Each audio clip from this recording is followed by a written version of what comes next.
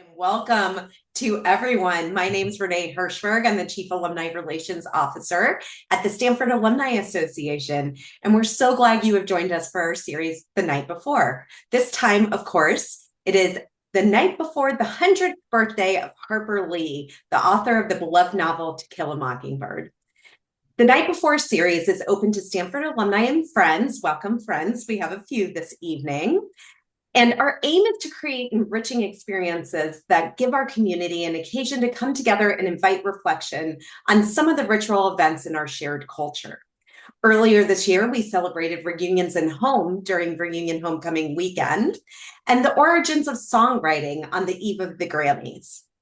But tonight, it's about one of the best known novels of the 20th century, How to Kill a Mockingbird became a classic of the high school curriculum and why it remains important today.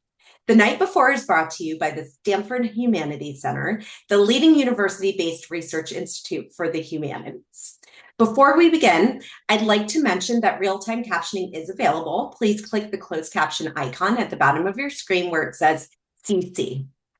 For a few words to introduce our series, I am thrilled to introduce Roland Green, the director of the Humanities Center and a professor of English and Comparative Literature. Good evening, Roland. Hi, Renee. So glad to be with you all. The heart of the Night Before series is a guided conversation led by a Stanford scholar who is sometimes a Stanford professor, sometimes a fellow at the Stanford Humanities Center, or as is the case tonight, a Stanford PhD who is now a professor elsewhere. We are a big, diverse community of humanities scholars here, and despite our differences in fields and generations and approaches, what we all have in common is we make sense of culture. Now, if this event is interesting to you, we hope that you will want to join us for some of the other events sponsored by our center. We have many events over the course of the year. They are all free and open to the public, and the majority of them are hybrid, so you can join us from anywhere. Go to our website at shc.stanford.edu. Look there for the Stanford Humanities Center tab and go down to the bottom of the page. You can sign up for our newsletter so you don't miss anything, and check our events page from time to time so that you're always informed about whatever is coming up next. So we really hope to see you again. Thanks, Renee. Thank you, Roland, and thanks for having all of us. So as you heard, if you joined us earlier, that we like to recommend a cocktail before each Night Before event. The reason we do this is keeping it an occasion. We feature the recipe for a drink on the homepage for this event and send it to everyone who registers in advance. You did hear that in the spirit of this novel, Jack and Coke is this evening's alcoholic beverage. However, if you'd like a twist on that, Coke with a twist of wine will do as well if you'd like to take the non-alcoholic beverage. And as we celebrate culture in American culture, it is ritual to do a toast to great events. So a cheers to each and every one of you for tonight's event. And thank you for joining us. Now I'd like to introduce our guide for the next few minutes, Alexander Manshel. He received his PhD from Stanford in 2019, and since then has taught at McGill University, where he is an associate professor of English. He is a scholar of modern fiction with an emphasis on its social and institutional contexts. His influential first book, Writing Backwards, Historical Fiction and the Reshaping of the American Canon, was published in 2023. And he's working on a new one titled High School English, A History of American Reading. Xander, welcome back to Stanford, and thank you so much for being here this evening. Before you get started, I would like to remind everybody, we will open the floor to questions as soon as Xander is done. So start forming those questions for us so we can call on you as soon as we're ready. Xander, the floor is yours. Great. Thank you, Renee, for that very generous introduction. I just want to make sure. Let's see. How's that? Okay, perfect. Yeah, thank you, Renee, and thank you, Roland, for the invitation to come speak with you all. It is always a pleasure to return to Stanford, even if virtually, and especially with custom cocktails. So thank you all for being here on a Monday evening. I want to start tonight by introducing you all to Miss Gladys Watson Burkett. a longtime English teacher at Monroe County High School in Monroeville, Alabama. Now, Monroeville is a small place, and Monroe County High a small school with only about a dozen teachers. So, beginning in the late 1930s, Watson taught students for 3 years straight, sophomore, junior, and senior English. And to call her a beloved teacher would be understating things considerably. Miss Watson was known for making Shakespeare come alive, for doing all the voices when she read Chaucer's Canterbury Tales aloud, but also for being able to tell when you were chewing gum, even with her back turned, for threatening to throw students out the window, for calling them twerps, for saying, "Don't just sit there like a bottle of ink." Miss Watson, needless to say, had high expectations for her students. She would start the year by handing out a blue booklet of grammar rules and telling the class that from now on, this was going to be their Bible. She hated comma splices, and she loved what she called the 3 C's: clarity, coherence, and cadence. In fact, English professors at state universities in Alabama were known to remark to some of their best undergrads, "You must have taken Miss Watson." Many of her students would put her training into practice in their later careers.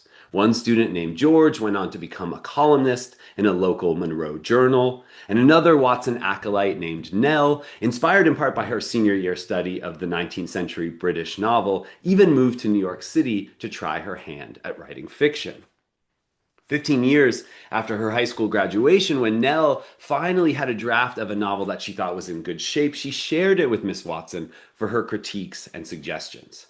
And after her beloved high school teacher signed off, Nell actually published the book. But fearing that her name would be mispronounced Nellie, she decided to publish it under her middle name, Harper. The novel was To Kill a Mockingbird. For those of you who haven't read this novel since your own high school days, To Kill a Mockingbird takes place in the 1930s in a small and fictional town called Macomb, Alabama. The story's child narrator is Jean Louise Finch, aka Scout, and much of the first half of the book is taken up with Scout's youthful adventures, along with her older brother Jem and her dear friend Dill. Always the trio is under the watchful eye of their father, Atticus Finch, widower, local attorney, state legislator, and moral compass. Lee once remarked that all she ever wanted to be was the Jane Austen of South Alabama. And you can see that ambition on full display in the first section of this book. For 100 pages or so, it's an idyllic portrait of days gone by, an examination of social mores and small-town life, a classic coming-of-age novel, if ever there was one. That is, until Atticus agrees to take on the case of Tom Robinson, a black man wrongfully accused of sexually assaulting a lower-class white woman by the name of Mayella Ewell. And the second half of the novel is largely consumed by the run-up to this trial, the courtroom drama itself, and its aftermath. Now, given the novel's now monumental status, it may be hard to believe that it almost didn't get written. After college, Lee moved, as I said, to New York City with the dream of becoming a writer. After 8 years of working odd jobs, she had landed a literary agent, but she had little actual writing to show for herself beyond a handful of short stories. Until Christmas 1956, when her friends Michael and Joy Brown gave her a little white envelope with a note that read, "You have 1 year off from your job to write whatever you please.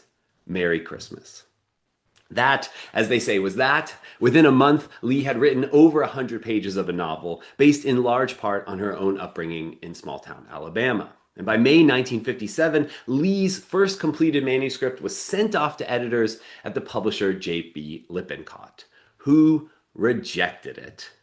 They called it the work of a keen and witty and even wise mind, but concluded that Lee needed an overarching plot, some kind of major conflict to tie together the novel's various episodes. So she shelved that first novel, but kept its small town setting. Her new manuscript would pair country life with a courtroom drama as a kind of spine for the story. Her agent loved it, her editor loved it, and when To Kill a Mockingbird was finally published in July 1960, her first readers loved it too. Now, Lee's editor had warned her not to be surprised. She said, "Don't be surprised, Nell, if you only sell 2,000 copies, or even less. Most books by first-time novelists do." But Mockingbird was a hit. an instant hit. Promoted by Reader's Digest and the Literary Guild, warmly reviewed by the New York Times and the Washington Post, the novel shot to the top of the bestseller list and stayed there for more than 80 weeks. Within 6 months of publication, Lee's novel had sold more than 500,000 copies. A few months later, it won the Pulitzer Prize for fiction. Back in Monroeville, Miss Watson was actually teaching an English class when she received a telegram from Lee informing her about the Pulitzer. As one student recalled, quote, "She literally got on her desk and did a happy dance." Almost 70 years later, Mockingbird is still a bestseller. According to some estimates, worldwide sales of the novel now top 40 million copies. But it's not because of Reader's Digest. In a 1991 survey on books that make a difference in people's lives, Lee's novel ranked second only to the Bible, but it's not because of the Pulitzer Prize. In 2009, half a century after the book's publication, Harper Lee earned nearly $1.7 million in royalties for the first 6 months of the year alone. But it's not because of the 1962 film adaptation starring Gregory Peck, nor its 3 Academy Awards. The reason nearly 1 million new copies are purchased each year, the reason most of you have read it or pretend to have read it or feel like you know it even if you've never cracked the cover, is high school English. Lee's novel is a lasting bestseller because it's a curricular staple, a part of what we might call the high school canon. Why do we read the things we do in high school? And how did these particular books come to be so central to American education and American life? Reminiscing about the particular class that made us lifelong readers or else turned us off forever, we might mention an eccentric teacher, our own Miss Watson perhaps, but the American dream and the green light and the three witches and Boo Radley pass between us as a kind of common language.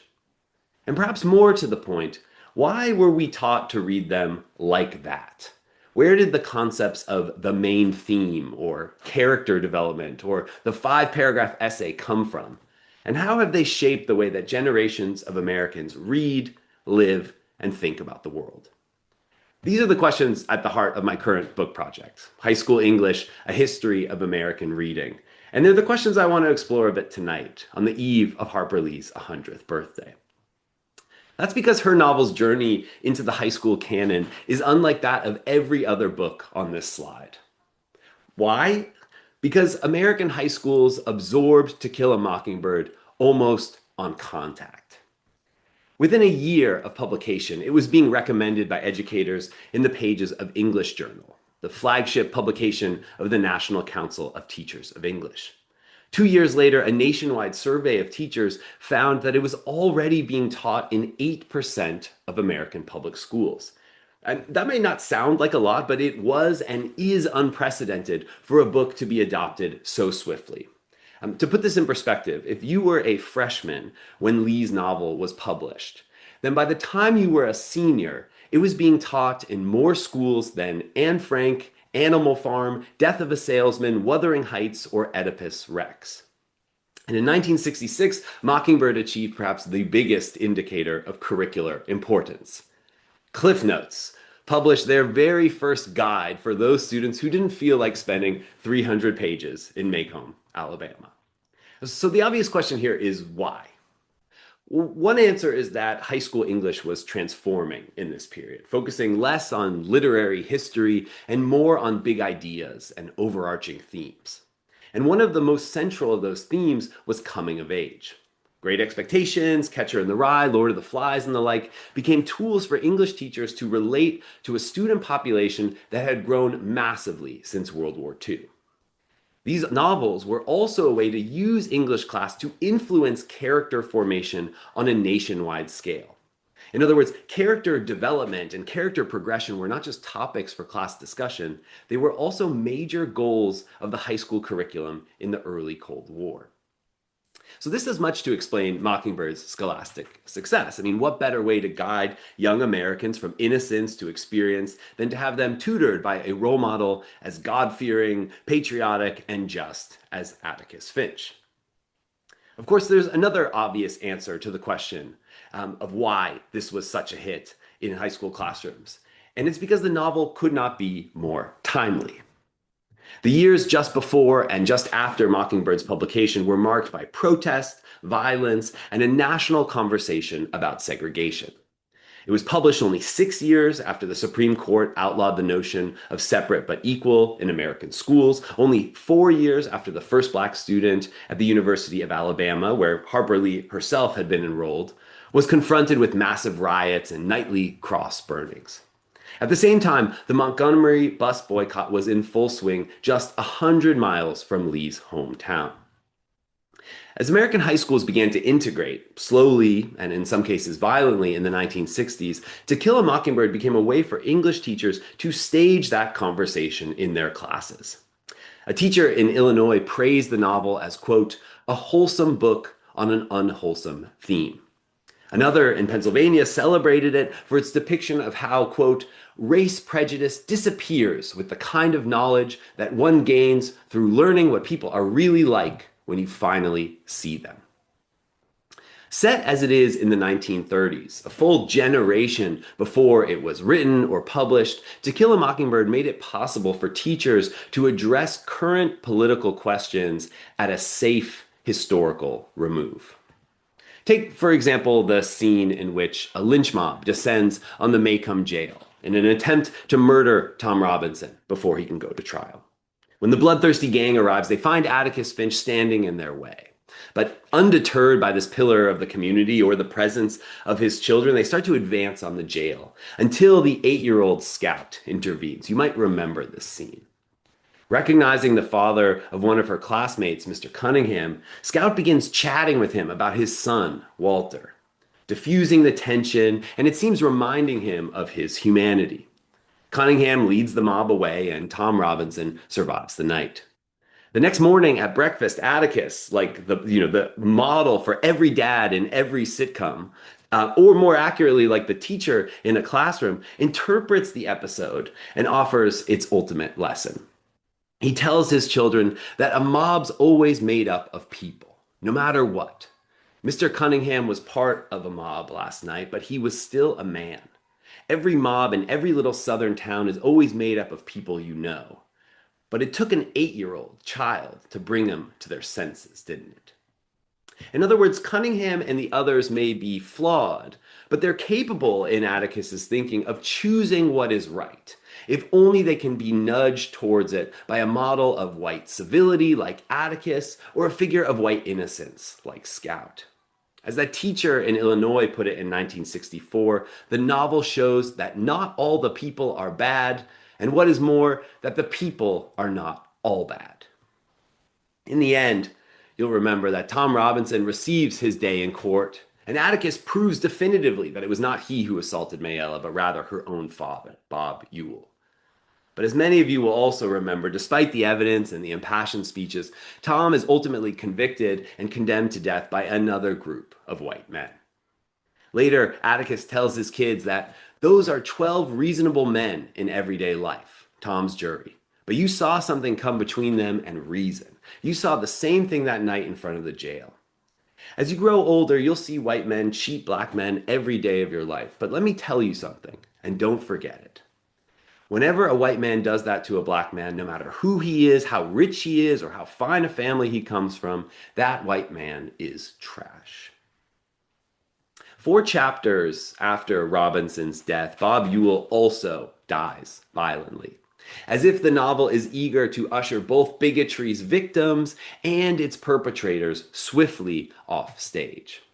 The book's black characters, and indeed its poor characters, are mostly marginal. After all, neither community is the focus. They are merely foils to draw out the unimpeachable nobility, morality, and indeed moral pedagogy of Atticus himself. Now, almost as soon as the novel entered American schools, it came under fire from critics across the political spectrum. By 1965, To Kill a Mockingbird had been banned from libraries, removed from classrooms, even burned.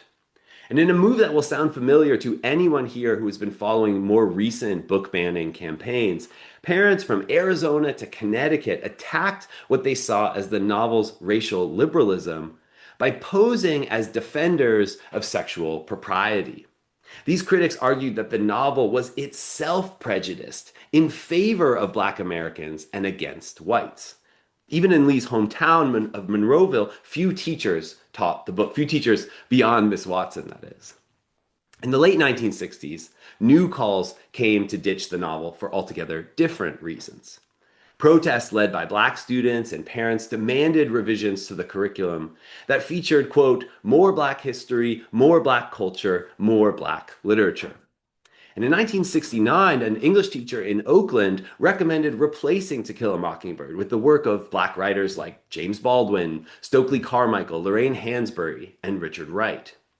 And that same year, at the conference of the National Council of Teachers of English, another educator who was fighting to diversify the high school canon declared, quote, given the variety of the gains developed in the 60s, I predict that English in schools is likely to change more rapidly and perhaps even more radically than it has in any previous period.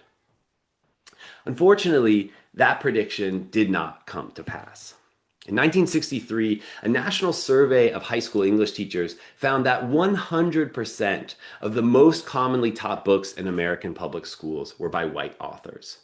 And when that survey was reproduced 25 years later in 1988, the situation remained unchanged. 98% of required texts in US schools were by white authors. Indeed, as you can see here, instead of being replaced on the reading list by Black writers, Harper Lee's star only rose further. In the late 1980s, Mockingbird was taught in a whopping 74% of American schools, more than any other novel save Huckleberry Finn. And when that study was reproduced another 35 years later, just 2 years ago in 2024, To Kill a Mockingbird still ranked among the top 10 most taught texts, a list whose authors were still entirely white. Now, these surveys only ask teachers about full-length works and therefore overlook individual poems or short stories by writers of color. But these findings do reveal that Lee's novel is, if not the only vehicle by which discussions of race and racism enter the high school English classroom, it's certainly the primary one, as it has been for over 60 years. Despite taking place in the 1930s, this novel has been used by well-meaning English teachers to address civil rights protests in the 60s, forced busing in the 1970s, criminal justice in the 1980s, and a host of other racialized conflicts in the decades since. Now, the novel's staunchest supporters have argued that To Kill a Mockingbird is timeless. But one thing I've discovered so far in my research on this book is that the novel's teaching seems to be timeless as well. By this I mean that despite the best intentions of educators, the novel is often treated as a kind of racial parable that focuses on universal and ahistorical questions of good versus evil, rather than on the specific historical moment of its setting or the period of its writing. To some extent, this can give students the impression that injustice is also timeless, rather than a product of historically specific structures, policies, and practices, which can be both investigated and challenged, if not abolished outright. By contrast, we might imagine a way of teaching this book that examines it both as a portrait of the 1930s and as a fascinating document of 1950s and 1960s nostalgia.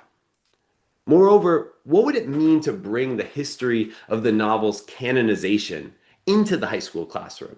That is, to closely investigate not only the book itself, but also the process by which it became a high school classic and remained one. Now, perhaps to some of you, these questions may sound a bit too academic, interesting to education professors or English professors perhaps, but not hugely significant, especially given the manifold issues our nation is currently facing. Why does the teaching of a 1960 Harper Lee novel have anything to do with anything going on right now?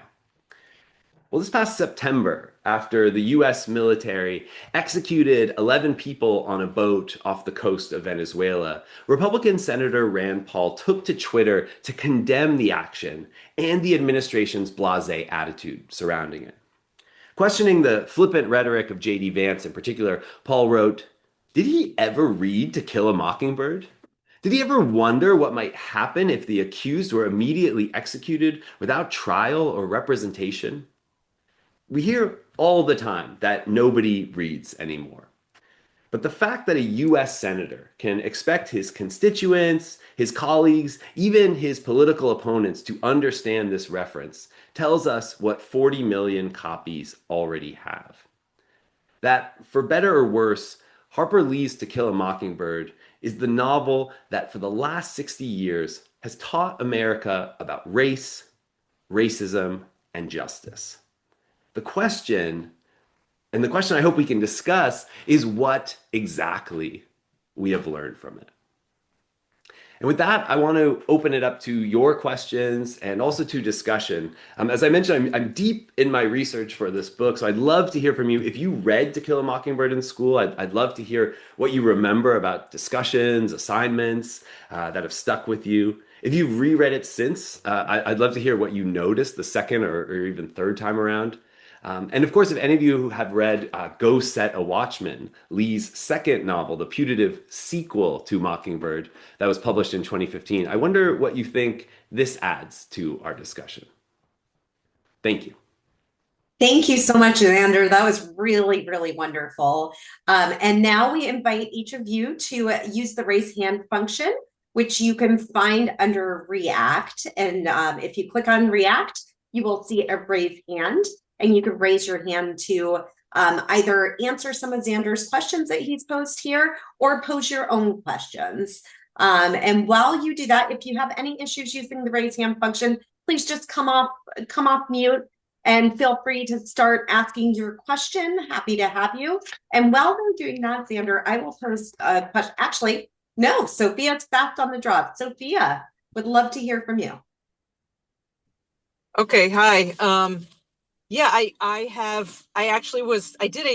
wrote a young adult novel about 3 classic novels, including To Kill a Mockingbird. It's in a drawer, it's not finished. But so I have read it recently very closely. I also read Go Set a Watchman. And my understanding of, well, first of all, the thing that was most interesting to me was how closely To Kill a Mockingbird tracked Harper Lee's own life. Although I think she idealized her father somewhat, and he's much more like the character in Go Set a Watchman. And I actually understood Go Set a Watchman to be not a prequel so much as a rough draft almost for To Kill a Mockingbird. So anyway, those are my additions. Yeah, thanks so much, Sophia. I mean, first of all, Harper Lee should be a great example to you as a writer, because her very first novel has done extraordinarily. When you're getting that $1.7 million royalty check 60 years later, anything is possible. So you're totally right about Go Set a Watchman. When it was published in 2015, it was kind of promoted as a sequel to To Kill a Mockingbird, because it took place in the 1950s, after Brown v. Board, during school integration, when the NAACP was down in Alabama, and many people didn't like the novel because they thought the sort of pillar of morality and ethics, Atticus, is actually shown to be a sort of compromised and complicated figure. He attends a citizens council meeting. He rejects the NAACP. He promotes kind of racist speakers in the town, and basically saying he's willing to go along to get along to prevent anything worse from happening. What I find so interesting about this is exactly what you said, Sophia, which is that it's not a sequel, but it is that rough draft I was talking about that got rejected. So when we read Go Set a Watchman now, we're not seeing like the extension of the story. We're seeing what Harper Lee turned away from to turn toward To Kill a Mockingbird. She turned away from the kind of politics, the really raw politics of her present, to set it 30 years earlier. She turned away from a kind of complicated father figure toward this kind of idealized figure. And in many ways, she turned away from a story about an adult woman dealing with her idols becoming kind of more human, more flawed, and displaced it into a childhood story of coming of age. So I find, like, if anything, if anyone out there is teaching To Kill a Mockingbird, I actually think teaching it with Go Set a Watchman creates this fascinating conversation. It's a great question, Xander, too. If we have any teachers who are currently teaching this book in their curriculum, please feel free to type in the chat and share that with us. We'd love to hear from you. All right. As a reminder, please feel free to use raise hand function to ask your question. Xander, I have a few questions actually, but the one I'll ask at this point is, are there more recent books that schools should be adding to their curriculum to show how justice works today? Are there more modern examples of accomplishing some of what Harper Lee accomplished?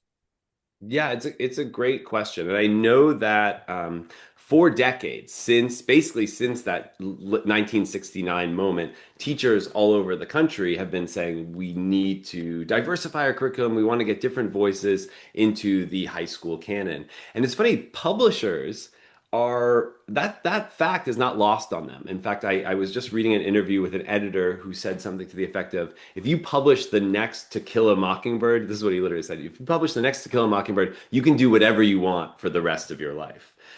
So they're really canny to this idea that if they find the right novel at the right time, and I've written about other books that have done enormously well in the high school classroom that have just been published recently. I'm thinking here of Colson Whitehead's The Nickel Boys, which, if you haven't read it, is actually in some ways very similar to Kill a Mockingbird. It's also about a young person and his best friend, but he's a black boy who ends up at a reform school in Florida. It's based on a true story, and it also is about questions of criminal justice, about racism, about institutions that preserve those structures and propagate them. And it's super short, it's super linear, it's set in the 1960s. Martin Luther King even makes a cameo. It's basically like tailor-made for the high school classroom. And so I think Whitehead and other writers are being promoted by publishers, trying to find that next To Kill a Mockingbird that's out there. Before we go to Ivy, do you think it's possible in today's culture for that to even happen? It's a really great question. I mean, one of the things, the book that I'm writing, I'm really trying to trace the development of high school English and this high school canon since, throughout the 20th century, but definitely in the period after World War II. And one of the things I'm finding in my research that I'm sure many of you have read in the news lately is that there are more and more teachers talking about how testing regimes, advanced placement programs, state Common Core and state curriculum standards are basically making it so that they cannot teach as many full-length works anymore, that the number of full books that are being taught in high school English is actually going way down. Weirdly, Harper Lee is someone who seems to have had her fortunes just kind of like land the right way every single time. But weirdly, this also benefits Lee and the other writers who are already canonized. And by that, I mean, if you're only going to be able to teach one American novel in your junior year English class, you're going to make it The Great Gatsby or To Kill a Mockingbird. And so weirdly, as the amount of books that are being studied diminishes, and this is a huge thing that we could talk more about, and it's a real tragedy that we need to do something about. But as it diminishes, the books that are canonical, the books that are part of this national conversation, only become more entrenched, more important. Fascinating. Thanks for that. Amy. Xander, I was wondering, I know we're looking for the next To Kill a Mockingbird, but what authors do you see have the influence of Harper Lee in their writing? Is there something stylistically that seems like that's a good question. That's a good question. It's funny because the focus on the sort of youthful protagonist, this coming of age story. I mean, I can think of writers who have that in their books, but you're not seeing that transfer into the high school classroom. Like it's funny that when we look at the writers who have enormous influence and can shape some of these same conversations. I'm thinking here of Colson Whitehead again, a writer like Toni Morrison, a writer like Jesmyn Ward. These are writers who have also come under fire and have been sort of attacked by conservative groups and by Moms for Liberty and the like. It's really interesting to when I'm doing this research that you're seeing commonalities across historical moment, that some of the like I could have given quotes from these articles from 1967 people, parents writing to the local newspaper, we got to get To Kill a Mockingbird out of the classroom, and you could read it word for word today and you wouldn't blink. So it's been very interesting to me to see that the more things have changed in high school English, the more some of these kind of bedrock conflicts have stayed the same. I will say, like, I'm not necessarily interested in advocating for a particular pedagogy. Like, what I'm really interested in is studying this history because as these book banning conflicts make so clear, this is a kind of national scripture or national mythology that does shape the way people think about the country and its history and think about the world. And so for me, that's actually a reminder. Those book banning conflicts are a reminder that this is really important stuff, and we ought to act like it. I often quote the statistic that there's very few things that 97% of Americans have in common, but high school English is one of them. So true, so true. Just want to read a comment from Alexandra before we go to Derek's question. Alexandra said she has since changed careers, but was an English teacher for 10 years, taught To Kill a Mockingbird every year to ninth graders. It was a surefire book with the kids, even the boys who are hard to grab. Boo Radley is a hit. Also, the moral of the story is so accessible to students of all academic ranges. So thank you, Alexandra, A, for being an educator. We appreciate you, and B, for that comment. And Derek. My question is about the movies. So high school English is a shared intellectual experience for an overwhelming majority of Americans. Obviously, the movies are a gigantic influence on the culture. How much of the influence of To Kill a Mockingbird do you think comes from the fact that the film was so incredibly successful? It's a good question. When I put up that slide of kind of the high school canon, so many of them have kind of iconic movies attached to them. I mean, The Great Gatsby alone has been adapted 3 or 4 times. It seems like every generation gets their Great Gatsby. I remember seeing, having my high school English teachers, that like fateful day when they would wheel in, this dates me a bit, but they would wheel in the giant television and the VCR or DVD player and show, 5 different adaptations of Romeo and Juliet, including, at that point, the Baz Luhrmann that was very recently put out. It's kind of a chicken or egg thing. And I think the same way that I was saying that publishers are aware that the high school, I mean, if you think about it, especially as reading for pleasure, unfortunately, has contracted a little bit in our country. And since the middle of the 20th century, it contracted quite a lot.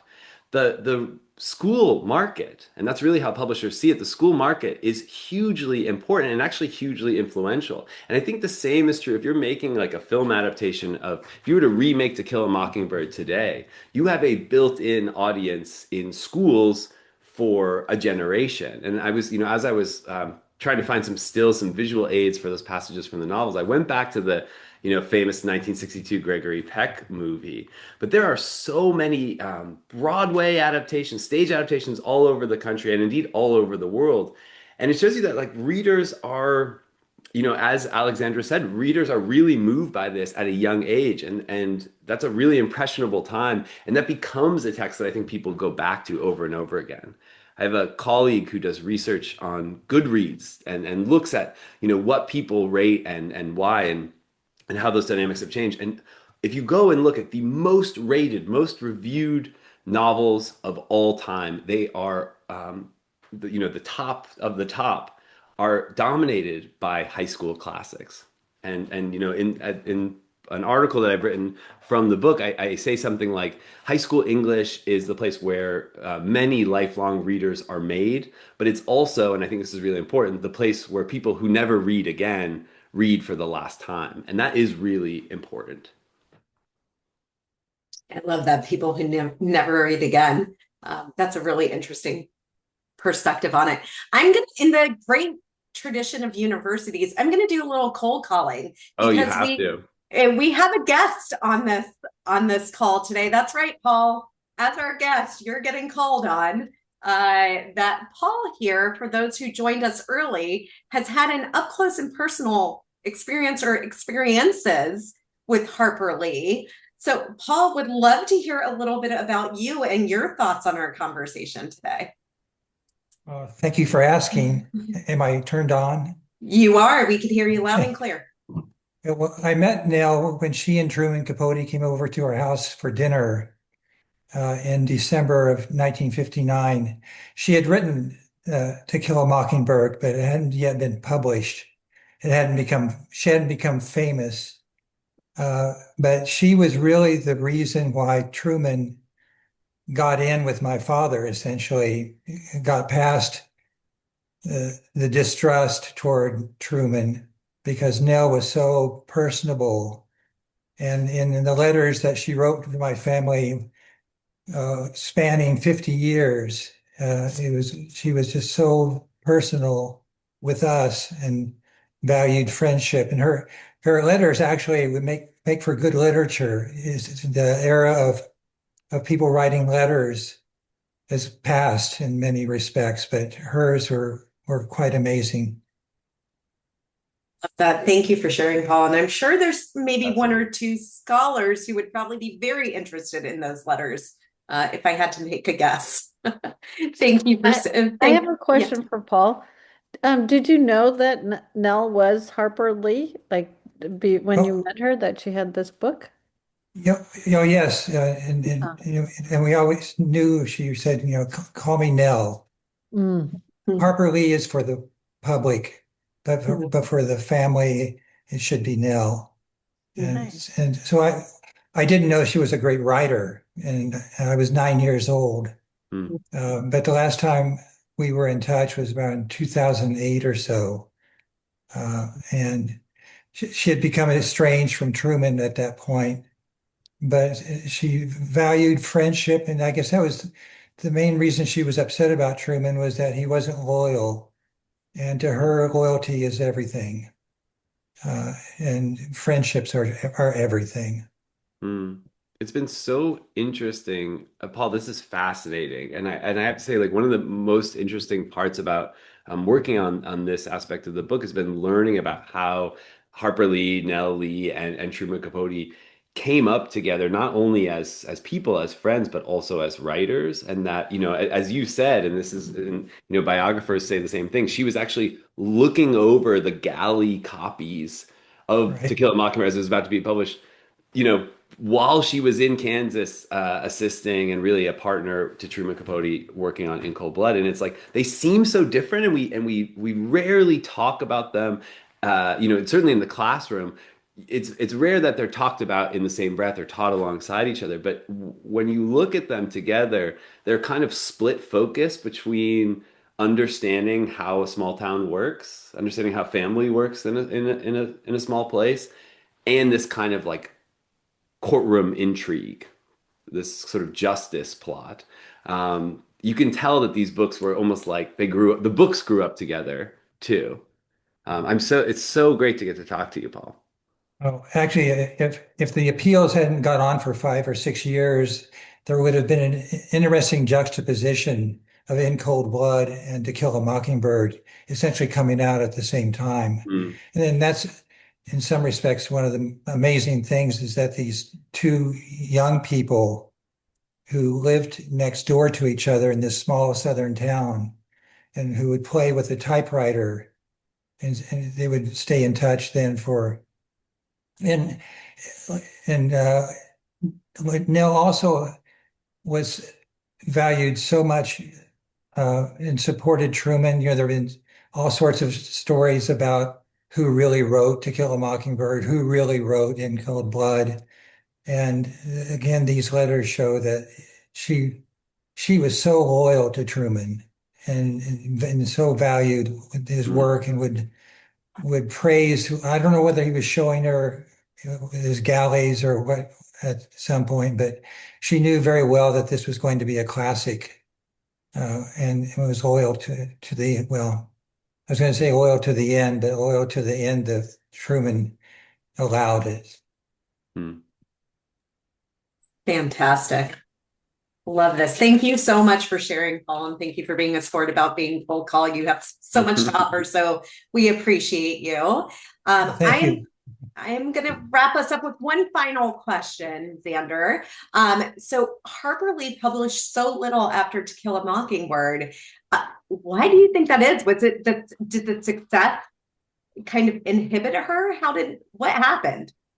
Well, at this point, I have to say, Paul, correct me if I'm wrong here, but my sense from the archives is that for a little while after the novel was published, her agent and her editor both were chasing her, and she was saying, "I'm working on something," and there is some indication that there's some headway on that. But I think it's exactly right. As time went on, the scrutiny of being in the public eye, she seemed to want to live a private life as well. And also the enormous pressure of writing a second novel after. I mean, again, I cannot stress enough, like if a book today were to sell 500,000 copies in 6 months and be on the bestseller list for 80 weeks and win the Pulitzer, which bestsellers and prize winners don't really line up so much anymore. If that were to happen today, and then an Oscar-winning film comes out the next year, I mean, like, imagine trying to follow that up with anything. And I think in later years, she really sort of retired to Monroeville and, there's a lot of evidence she did a ton of good with the money that she received in royalties. There's like a really funny letter from her agent where it says, okay, you tell me how much money you can kind of handle for tax purposes, and I'll just send you that much. And it just kept adding up. But, there were stories of, people getting their tuition paid for at the University of Alabama, and sometimes knowing, sometimes not knowing at all that it was just the tab was picked up by Harper Lee. So yeah, I can imagine, as someone who's working on their second book with much less pressure, it's hard enough. But that's my sense. Paul, is there anything that you? No, what the letters show was she was overwhelmed. She's referred to, my ship has come in. And at first she was so excited by it all, but then it became too much. For some reason, she took it upon herself to write letters in response to every letter that she got. And sometimes it would be 100 letters a day that she would get, and she was just overwhelmed. And she eventually hired somebody to help her start writing these thank you letters, but she was just overwhelmed by it all and became much more private as time went on. Yeah, again, as like someone who tries to spend their days writing and working on a big project, if you get caught, if you respond to every email that comes in that fast, it's the same. It's gone. It's Yeah. it's hard to get it on the page. But it is remarkable to hear just how much that book not only changed her life, but to hear Alexandra tell it changed generations of students' lives. And again, as that Rand Paul tweet, and I think like we could have a whole separate conversation about like what's going on and does Rand Paul actually is his reading of the novel, does it hold up? But we'll have to save that for our next meeting. But it really does show you that this novel is just a central part of a national conversation that's been going on for 70 years almost. Yeah. So two things. First, you heard it here first that there will be a sequel conversation. I think that's what you just said, Xander.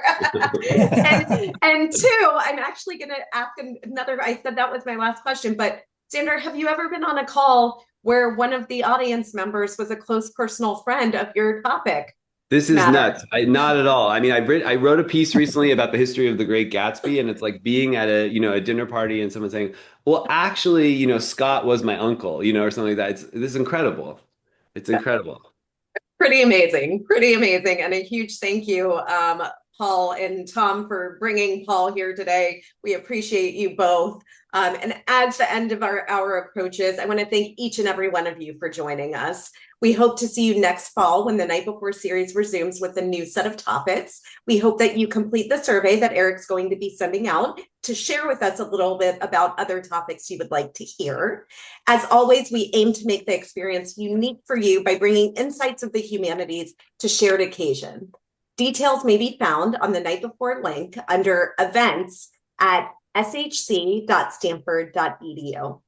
All of you will, as I said, will be getting a survey. We ask that you please complete that survey to give us your feedback so we can continue to make these conversations engaging. For now, I'd like to give a huge thank you to Alexander for joining us today and for this really, really wonderful conversation. And a big thank you to the Center for Humanities, and a thank you to each and every one of you for joining us today. Great conversation. We appreciate you all. Have a wonderful evening, and happy birthday to Harper Lee.